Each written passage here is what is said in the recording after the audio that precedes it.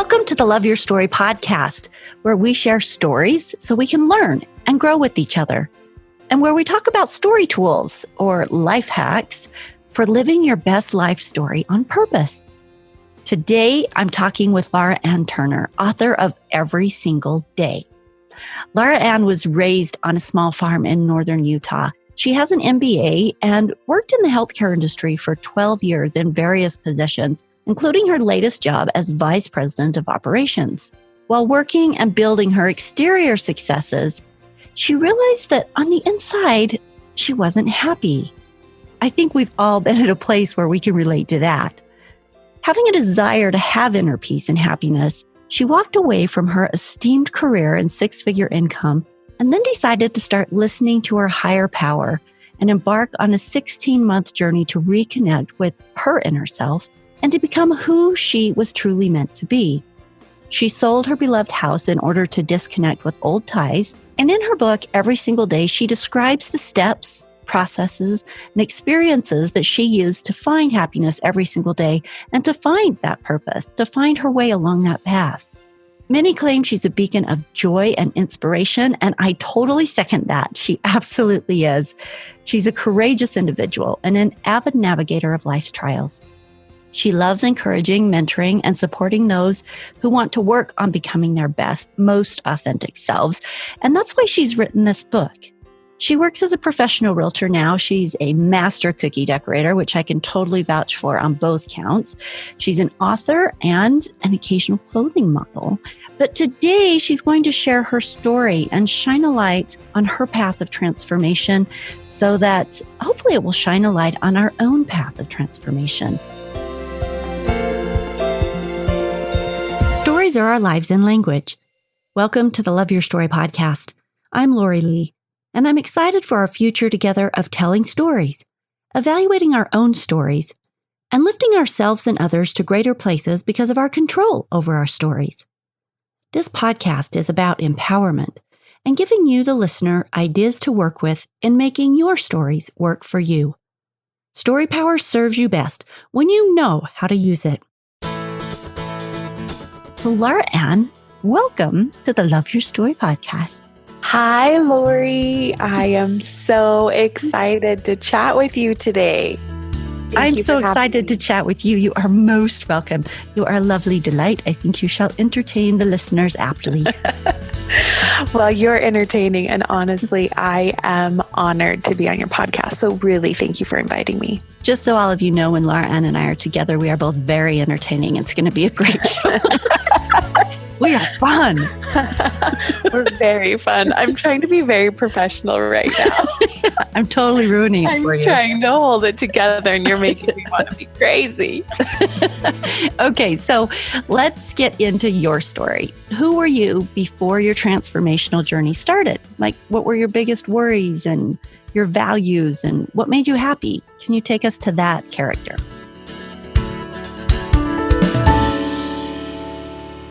Yeah, I would say before I started my transformation, I was a person constantly seeking happiness, trying to find it in the next career move or adding another degree or some type of certification to what I was becoming. I wanted to have all of this value that I felt like society placed in things, accomplishments, prestige, which I think we do. And I think it's a great place for us to learn and grow. And I love knowledge and learning. I'm always taking classes and reading. But I was so focused on what everyone else thought about those accomplishments. I was constantly chasing. I couldn't catch up to what I thought or expected other people. Does that make sense? Yeah, absolutely. It makes sense. I think we can all relate to that in one way or another. So what kind of things made you happy? It was hard for me to define happy at that point because I chased it so much. But things that made me happy were when I received praise or acknowledgement. I'd completed a huge project at work, and there were times when I thought I should have gotten more accolades than I did. And then I realized that's what I was looking for to make me happy, because when they didn't come, I would get into like a depression and be like, I worked very hard on that task or something. And then the owners or my superiors would say, oh, thanks. And I wanted more. So for me to say, I found happiness with friends, and doing things like that. But I can say that I was chasing happiness. And I say that a lot. And I've already said it a lot because I wanted so much validation from everyone else in whatever sphere it was. Which I think is a great thing to admit and an interesting thing to recognize, because you can't really face it head on until you recognize that what it is. And I think that it's a really common thing. We all want to be appreciated and we all want to be acknowledged. I think it becomes, like you say, when it's something that defines your value or defines your definition of yourself, as whether or not other people approve of you and give you those accolades, then you know that there's a readjustment needed. Right. Because my happiness or my success to me, the way I was defining it, was on other people's reactions to what I was doing. So what was the tipping point that said, hey, I got to figure something else out? I had recognized inside of myself that I had been, I want to use the word sad. I wasn't fulfilled in my life. And I had recognized that I had this pattern for months or maybe even years. And some things happened at work where, again, I was putting so much on the line with what was happening with my job and my career. And there came a point when I had a talk with one of the owners of the company I was working for. And during that conversation that we had, I realized that some of the things I had thought about the company I worked for weren't reality. Meaning, I was focusing so hard to grow and build in the company and have it be successful and work and do what my bosses were asking me to do. And they didn't really care. And so all of this that I was building I didn't care about it as much, but I was wanting them to care and they didn't care. So then all the work and everything I was doing, nobody cared about.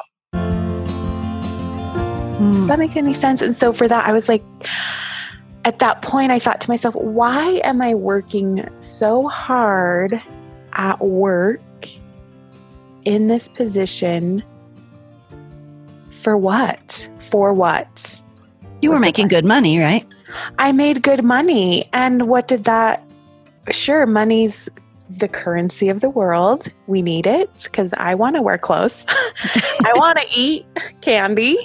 So we need it. But money became so irrelevant because that's all I felt like I was getting. Sure. That sounds like it was all you were getting. Yeah. So at that point, I just knew I had to change. I just got to a point. I woke up one morning and I thought, this will continue for as long as I allow it to continue. For as long as I allow myself to stay in this situation, this will be my situation. I am loving the responsibility there because all of us can do that. As we are creating our own life stories every single day, those decisions are within our hands. Yes. Most of them. And even to change something, if there's something that wasn't in your hands, you have the choices, whether to stay present or whether to move or do something different with your own space. So that responsibility and acknowledgement that I can change this if I want. Love that. Well, another interesting thing that I realized too was gaining that sense of responsibility. I wanted to push everything to everyone else, the blame or the responsibility, meaning I actually had felt I should leave where I was working a few years before because it wasn't fulfilling to me, like it had been when I started working with the company. But in my mind, I said to myself, I can't leave because what will they do without me? And I've heard so many people that I've met say the exact same thing. Well, what will the company do if I don't work there? I have so much value. Or how will I pay my mortgage? How will I have health insurance. I have a wonderful retirement plan. So we talk ourselves into staying in a situation that we don't love because we feel like we have to stay, and we don't have to stay. Like you just said, we can change that. There's always options. And I believe we're afraid to look at options, because I did that for years, thinking I have to keep my good income. I have to keep all of these things. I have to keep my position. I was a vice president of a multi-million-dollar national company. I had to keep that position. I had to keep that income. I had to be able to pay my mortgage and go on fancy trips and do all these things. And ultimately, it's not true. So what kind of fears did you face? Because to get that ball rolling, like what was the first step? You quit the job. I know down the road that you end up selling your house, which is a beloved house to you. Yeah. Tell us kind of, speed up that story of how did you jump off that diving board into that first, I'm going to quit my job. And what were you going to do after you quit? Did you know? What was I going to do? I had talked to a friend, and she had said I could come work with her. She was working with a startup company. My biggest fear is what people would say, what people would think. And it was really hard because I had such a good job, and it was a coveted position. A lot of people want to get to that level of experience or level of income. And for me to walk away from it, I had a lot of people question me, a lot of people. And it was hard to say, I want to shift in my life, because people sometimes don't accept that. They want more concrete, more solid things. Well, I'm moving to a better position, or it's time, I want a career change. And I just wanted out. But a lot of people questioned me. So ultimately, my biggest fear was having to explain to other people what I was doing. I knew what I was doing. I knew it was time for me to find true happiness in my life. And at that point, I had no idea what that looked like. I just knew it wasn't what I was doing. Okay, so how brave is that, right? You want true happiness. You're not feeling it, but you have no idea what the path forward looks like other than, okay, I'm going to get out of this and start walking forward. That is courage. I had no idea. And it was terrifying. And every single day, the name of my book, I just opened myself up to being guided by what the universe or my higher power, I believe in God, would guide me to. And that was scary too. And learning to follow that was so scary. How long did it take before you started feeling like you were getting something from your higher power, that you were being led? It was a few months. I struggled after leaving that position. I missed it. I missed going. I missed having a schedule every day, changing my entire mindset to having to report to an office, having people report to me, being a center point of contact again in a company, and the title that I had. I went from being involved in all of that to waking up, hanging out with my dog. It was very hard to switch that mentality of, what's my worth now? Now I have, my phone wasn't ringing all the time. I didn't have to check emails. It was very hard to let go of that and walk away from it all. I was defined by nothing. So how did you reestablish the real self-worth once you started stripping away these other things that had defined your self-worth for you? I started establishing it by, I had some people that came into my life that were very instrumental. And I do believe that because I was opening up my heart to change, I have a deep belief that when we desire to change, then the right things will come into our path. So some people came into my life that helped me start to see how to live more authentically and how to have more inner connection with myself and be able to discern, am I doing something for someone else or am I doing it for me? And that was a very big catalyst for me being able to see that I have everything I need inside of me as my own person to create and develop my own happiness. So what choices did you start making differently? I started examining my relationships in my life was a huge thing. And I talk about this in my book, the people that we associate with and everything. And I had wonderful, wonderful friends. They're beautiful. And my family, there were some people that I needed to let go of my life. And this is a buzzword in society today, let go of toxic relationships and everything like that. And I don't know that it's that we need to do, but we need to have boundaries in those relationships, or we need to learn our responsibility along with the other person's responsibility and be able to help others fulfill what we desire in a relationship. Not necessarily that it's toxic, but to be able to communicate with them and explain to them how you're feeling and having someone open to understanding that. So relationships, huge, huge in our life. Another thing is, in my book, I talk about, and I got to this place by going through, I actually had a lot of mentors that were helping me at this time. So I had left my job. It was very hard to do that, to walk away. And the fear of, honestly, how am I going to pay my mortgage? How am I going to survive? How am I going to eat? And them being led, and I do felt like it was a very inspired action to sell my home that I loved. I had remodeled it. It was beautiful. And I moved to a 1-bedroom apartment. And at that point, everyone started questioning me again. I think they thought I was going through a midlife crisis. They thought I was in losing my mind, because society is defined a lot of times by where we live, what we have, what we're doing, especially with social media and different things like that. It's all comparative. And so a lot of neighbors and friends, what are you doing? Why are you doing this? And I just had to keep saying to them, because I know it's what's right for me. And when I kept saying, I know it's what's right for me, it's hard for people to say, well, what does that mean? And I just kept knowing I had to follow the intuition I was receiving. Ultimately, we all have, we call it a gut feeling. Well, what does your gut say? And I think we've gotten away from that a little bit, but I tell friends and people that come to me asking for advice all the time, your gut, follow your gut, follow that intuition that we all have inside of us. It will help you. And so intuitively, I knew I needed to sell my home. It was going to be a way for me to use that savings. I had money saved to be able to live, to be able to go on this journey to discover myself. And during that time, I spent a lot of time alone. I became my own best friend, which sounds crazy, but I learned to love who I am. Absolutely everything about myself.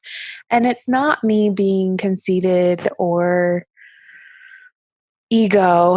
It's me loving this person that I am. And it makes me emotional.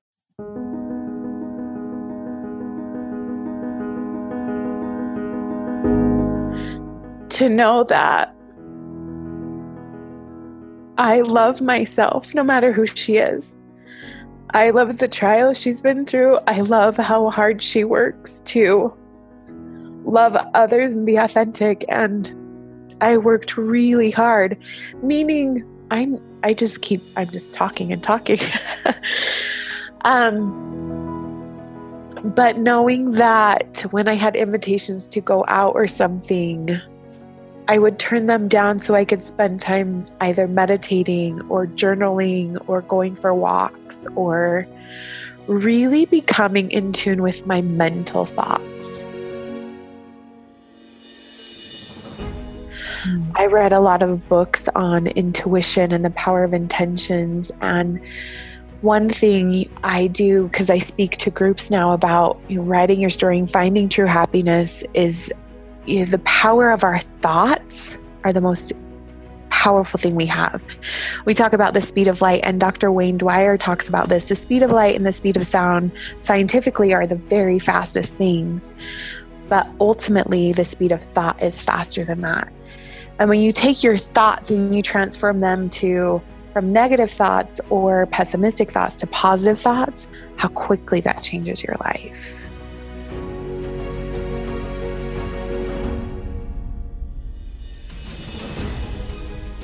How quickly it changes your life, because it changes the way you see things, and it changes the energy you create, and it changes the people you draw to you, and it changes.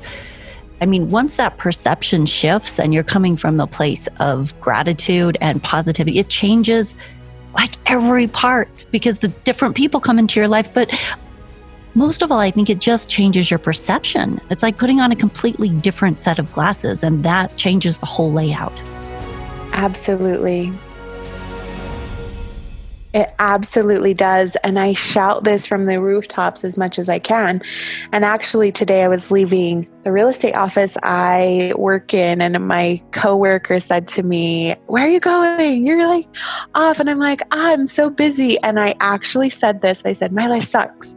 And he looks at me and he's like, "Don't say that." And I said, "My life does not suck." I just was overwhelmed. And I said, "My life is full of amazing opportunities that I get to take part in every day." Instead of saying something like, "I'm busy, I'm overwhelmed," switching that just to that small thing, my life is full of amazing opportunities I get to enjoy every day.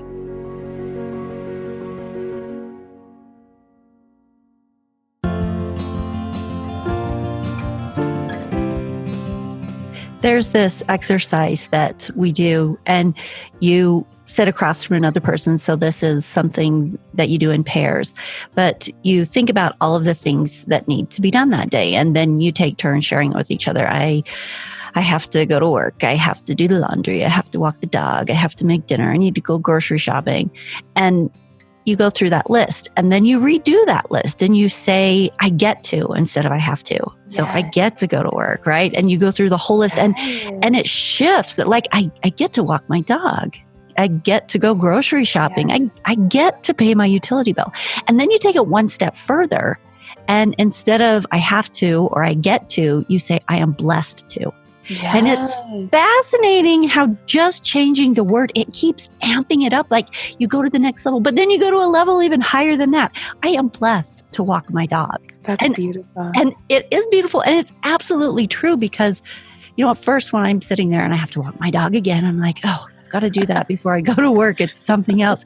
But every time I'm out there, as soon as I get out there, I'm just immensely grateful that my dog is taking me on a walk so that I can meditate as I go around the block and thank God for the blue sky and, whatever is going on, and breathe and stop for a minute instead of rushing from work to, from the shower to the doing this, to the doing that, to the podcast interview, it's this slow down time. And even with paying utilities, right? I am blessed to pay utilities, because if they weren't available and I couldn't pay for them, I wouldn't have heat, and I wouldn't have light, Right. and I wouldn't have a flushing toilet. There's all of these things. I am blessed to go to work. I have a job. I can make money. I can make connections. I can build relationships and friendships, and just that one word, the power of one word. Yes. I love all of that. Look, I'm cheering. Yes. And this is the mindset that I came to, through meditation, through working with therapists, working with mentors, working with energy workers, working with people that could help me draw on my own inner strength. So I think the most important thing is they magnified that. But of course, I had to get through some barriers. I had some false beliefs that had built up over time. The false belief I explained in the beginning was that my value was only placed in work I could accomplish in the workplace. And that's not true. Would you be vulnerable enough to share 3 or 4 of those false beliefs, and then share maybe 1 or 2 of your big aha moments during your journey? Yeah. Some big false beliefs were, number one, that I only had value that I could provide at work. I didn't think outside of that I could have value. I'm a single person, and so I don't have a family.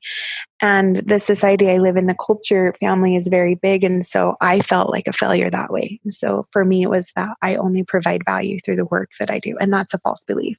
I provide value every day in being a human and being here, in having love in my heart for people that I see at the grocery store, in being able to spread and being able to open a door for someone. That provides value. And being able to smile at someone. A girlfriend of mine today, I went to get my hair cut, and I was walking to the bathroom, and I said hi to the person walking out. She said, "I knew you were there because you were saying hi to everyone." Well, you provide value. Your smile, your energy, just you being there provides tremendous value to the entire world. You are a light. And I can say that about you, but I think every single one of us, everyone listening to this podcast, whether you have embraced that or not yet, every single one of us are a light. You just have to let it shine. I just got chills when you said that because it's truth. That's truth. Another thing, I didn't believe in my own creativity. I actually felt like I was kind of a fraud and a fake, meaning I just copied others. That's the imposter syndrome. That's the stories we tell ourselves. Thank you, inner critic. Yes. So I had that was very, very dominant thought inside of myself. And I still work on that one. At the beginning, you mentioned I make these cookies. I learned to decorate cookies and I do it as a hobby on the side. And still, sometimes I think to myself, it comes out of me and I create it. And then I'm like, where did that come from? And I don't believe that I have that creative intuition inside of me. But I'm then working with a mentor. What she had me do was write down all of these fears on a whiteboard. And I wrote, there were tons, 10s, 20, 30. And then she had me start writing the positive of each one of those on the other side. And then we took the negative ones and we erased them all. And I was sobbing through this process. We erased all the negative things I thought about myself. And then the positive ones that were left were beautiful and strong and magnificent. And I thought, I am that person. I am that girl. And that's who I choose to be. I love that. And I love so much that you have taken this journey and that you understand it, that you see it. Oh, I wish that every one of us on the planet had already taken this journey. And I hope that those that haven't will keep working toward it because, gosh, you've done the work that you need to do to get all the plaster off so you can shine. One thing I went through too was being able to look into my own eyes and being able to see who I was and being able to tell myself that I loved myself. And that's a process. I think anyone that may be listening to this podcast thinking like, where can I start or how can I start? If you have negative feelings about yourself or you don't know where you want to go or what you want to change, but you know you do, start with yourself. And I encourage my friends to do this. And it's just to simply look in a mirror and say, I love you, Laurann, and look yourself in the eyes. And it's interesting to me how many people report back they're not able to do that. That simple thing. I love you, Laurann. It would feel awkward. I'm thinking about doing it right now. But it's amazing because what ended up happening to me in one of the moments when I was really, really sad, I was looking in the mirror and I started to see the tears I was going to cry form in my eyes. And I thought, this is such an interesting process to stand here and watch myself start to cry. What would it be like if I stood here and told myself how much I love myself? And the transformation's amazing. And once you start to do that, the love you have inside of yourself, I don't need other people to show me love. I want other people to show me love. And I seek that because it's an ultimate connection of love. But I don't need it, if that makes any sense. Sure. Perfect sense. What I'm saying? Yeah. Absolutely. So I know that you are a religious woman, and on page 28 in your book, you are talking about connecting with Christ and feeling that he wanted to take away your pain, but that you had to let him, to give him permission to lift what you were carrying. And you said, quote, he would allow me to hold it if I felt I needed it to continue to mold and shape my life. It was my choice, my heart, my journey, and my pain, unquote. Tell me about that statement. Ooh, that's a deep one. You know me in person, and I've gotten emotional here a few times. I'm a religious person, and I do believe that all things happen on purpose. And that includes the hard things. That includes disease. It includes sadness. It includes heartache. And they're all for our experience to learn. And those experiences we can allow, my belief is, the Savior, Jesus Christ, to take them from us. And He will, and I have felt that in my life. However, until we learn what we need to learn individually as a person, that experience, we can keep it. It will stay in our lives until we've learned what we need to learn. And I don't know, Gabrielle Bernstein was someone I studied. She's a spiritual leader. I don't know if she believes in God. I don't know if she has a religion. She talks about this in her book, The Universe Has Your Back. She talks about how a story will keep replaying in your life until you learn the lesson of that story. And I had done that, and I could have chosen to stay at my job. I could have chosen to stay where I was in my beautiful house and receiving my same income. I could have stayed there, and I probably would have kept on with the same life that I had, and I would have lived. But allowing to let go of my fears and all of those things allowed me to create and have more. See, this is part of what is so fascinating to me, is that so often in our journeys, there are huge blocks of fear, huge threshold guardians that are there to see how badly you want what's on the other side. Except oftentimes we don't even know what's on the other side. Like when you think about it, it is actually so complex. Spiritual seeking often seems like you are just constantly walking into the dark, hoping to be led, hoping to find greater things, happiness, insight, clarity, your calling, whatever it is. And so many of us in this culture, in this day and age, we have enough affluence. And we've talked about this before, but on Maslow's hierarchy of needs, we have all those bottom needs taken care of. Yeah. And so we're into a space of self-actualization. And so we're able to embark on these journeys of, what am I about? What am I for? How do I go to this next level, this space of self-actualization? And we are seeking after those things. And you are personifying that and sharing your way of doing this. And I thought that this quote was really interesting because He would allow me to hold it if I needed to continue, if I needed it to continue to mold and shape my life. Like there was no, almost just like He's a partner and He's walking with you. And as soon as you're ready for the next level, the line upon line, precept upon precept, then you can let go of what you need to. Mm-hmm. But not pushing, but just walking with you. Mm-hmm. But how much of it, I guess what I'm thinking is how much of it we need to instigate, we need to ask for, we need to have the courage to step into it and to keep moving forward. And gosh, it's just a fascinating unknown that takes strength, which is why there's so much growth in the whole process, because it takes faith and it takes courage and it takes not knowing. Nobody knows where they're getting to. It's crazy. Yeah. Walking off a cliff. Yeah. And I believe we talk so much about potential, like reach your full potential, like reach for the stars, reach for the galaxy. And my belief is our potential is set. We're not there yet. As soon as we're ready to go there, we can actually be really anything you want to be. But society spends so much time saying, I can't be a doctor now. I'm 40 years old. Well, why can't you? Why can't you be a doctor at 40 years old? I can't do what's another thing? Another simple thing. I already brought up this. I can't quit my job. I need to pay my mortgage. Well, yeah, quit your job. I don't know. Maybe you'll win the lottery and then you'll be able to pay your mortgage.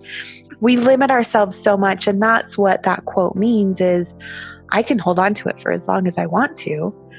No one's going to force me to do that in general. I mean, there will be some things that will force you, but we can stay where we are for as long as we choose to. I absolutely believe it is a choice. Absolutely. Now, I'm a little bit scared that all of the listeners are going to go quit their jobs. Okay. And search for their higher selves. I tell people, don't hang around me for too long because I will talk you into quitting your job. If you're not happy, I know so many people that are happy and that they love what they're doing, and obviously they wouldn't. But if someone comes to me and they're having problems, I have people come to me, how did you quit your job? How did that work for you? And I'm like, don't talk to me unless you really want to walk away. Well, and different things are right for different people, and Absolutely. everybody needs to change something different. And this was just your path. I want to read a couple pages of your epilogue from the book because it sums up the things that you learned during this process, and it supports everything we talk about here on the podcast. So I want to pull in that powerful testimony about the stories we tell ourselves. So here it is. Yes.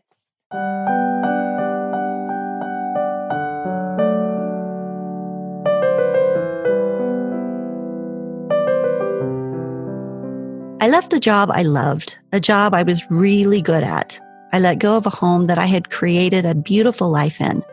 I let go of my hard-earned accomplishments to allow myself to be still, to allow myself to be vulnerable to the power of the universe, to the power of my higher power, and to the power of creation.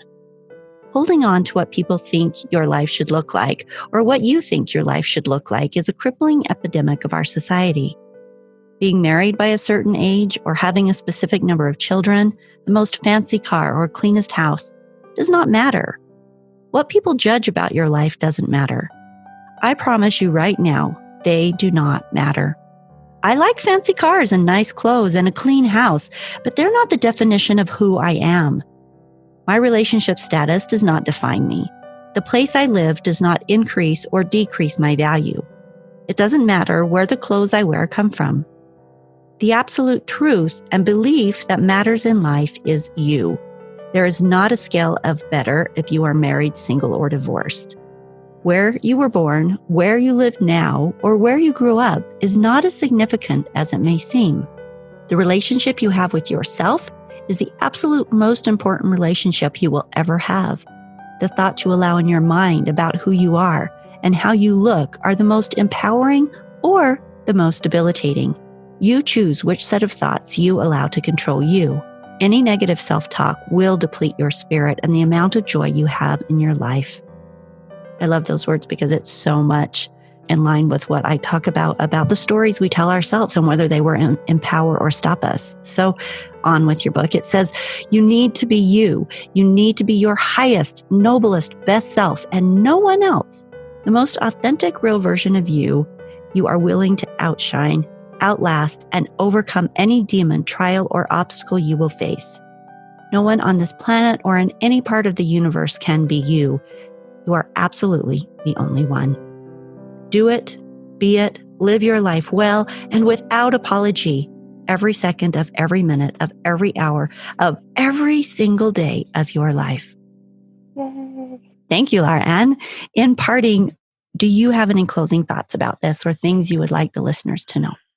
I just want people to know how important they are and how needed they are in this world. Each one of us is divinely positioned where we need to be at this time, at this place.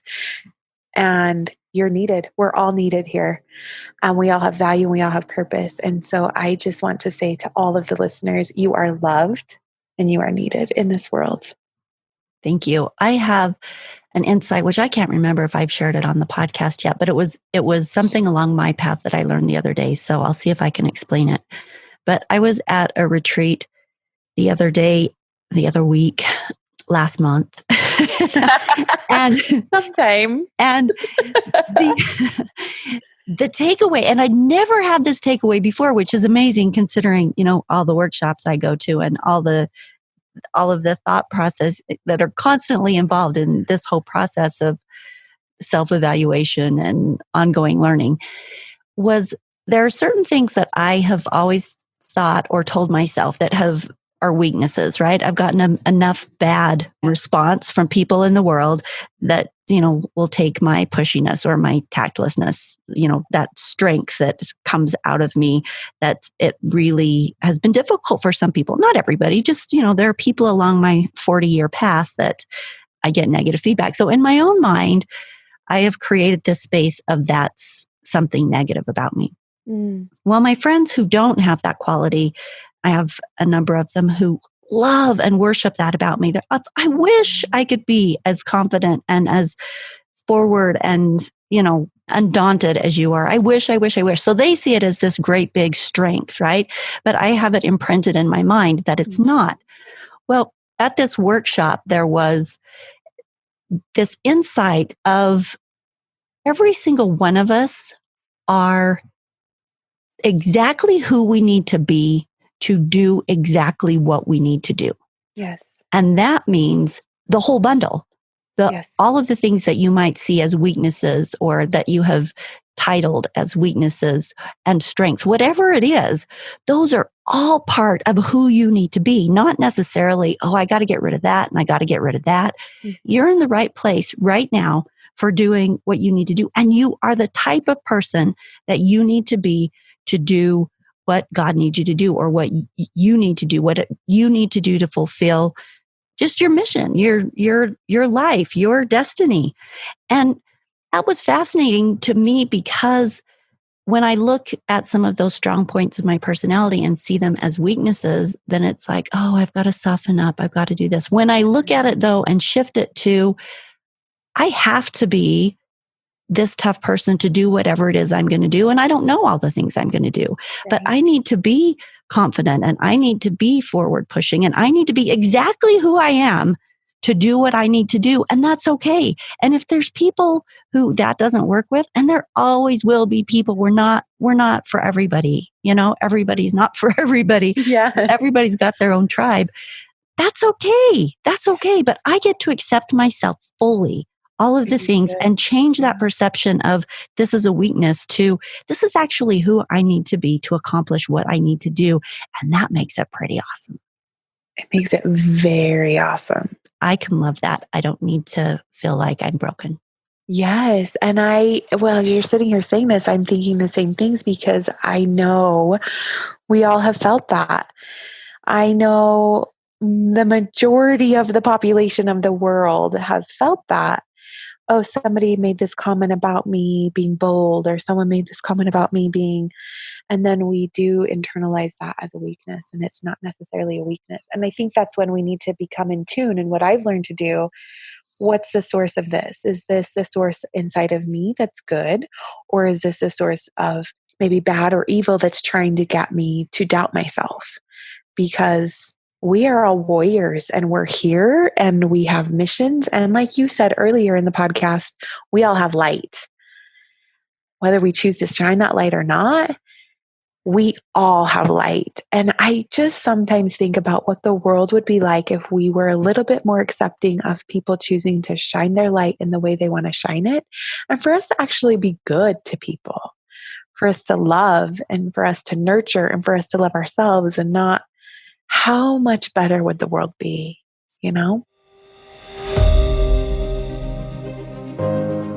Well, it would be fantastic. And I also just love that idea of the warrior that you brought up. We are warriors. I think we are warriors. Yes. And all of us to different degrees because we have different things that we're trying to do, right? But we're fighting battles in our own minds for our own self-worth and our own value and our own overcoming.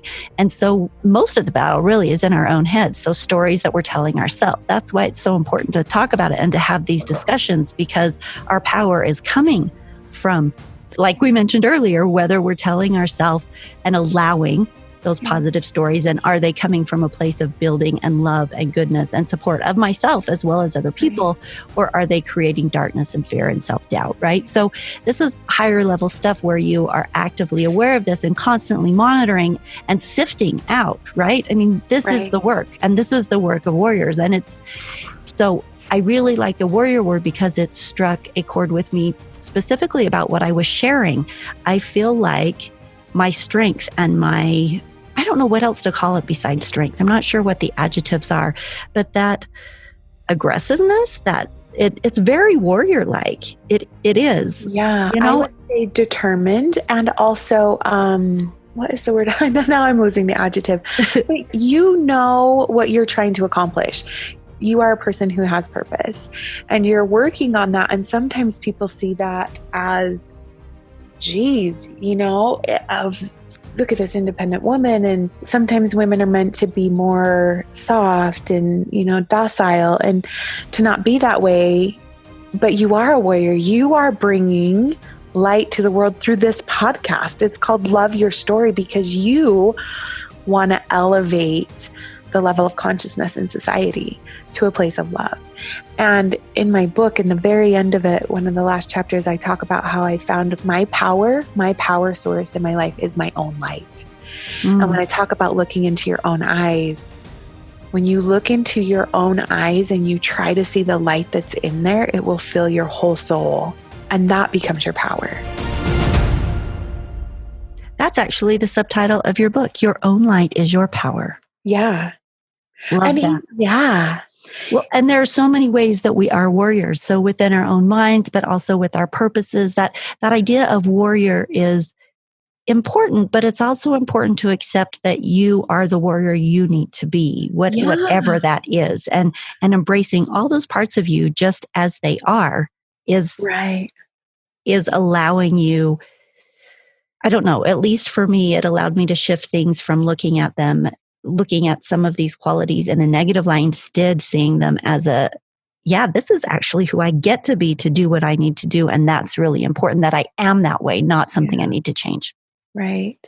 And that's beautiful. And I wish so many more of us would get to that point. And that's kind of the whole message of my book, is we kind of live in this hamster wheel society where we just do the same thing over and over again. We're not really happy, but we don't know how to change it. And we just kind of feel like it's what life is, and humdrum and da-da-da-da. And it doesn't have to be that way. So if people want to get your book, where do they get it? They can buy it on Amazon, amazon.com. It's also available on Kindle. Yeah, those are the best places to get it. I have a few copies, but most people probably don't know where I am. But I'll give you Laurann's personal phone number. Call me up. Amazon and Kindle. You can search my name or just every single I'll day. put a link. Okay. I'll put a link to the book Connection on Amazon, Every Single Day by Laurann Turner. And the link will be in the show notes on the Love Your Story website. Thank you for being here. Thank you, Lori, for having me. It was a delight, and I just appreciate you so much. Every single day, we create the next page in our story. Every single day, we choose how to live and what thoughts to let dominate our minds. Every single day, we create or destroy. We hide or we throw the doors open and live boldly. Every single day, we have choice. What does your day look and feel like? What changes might you need to make to enjoy the journey every single day?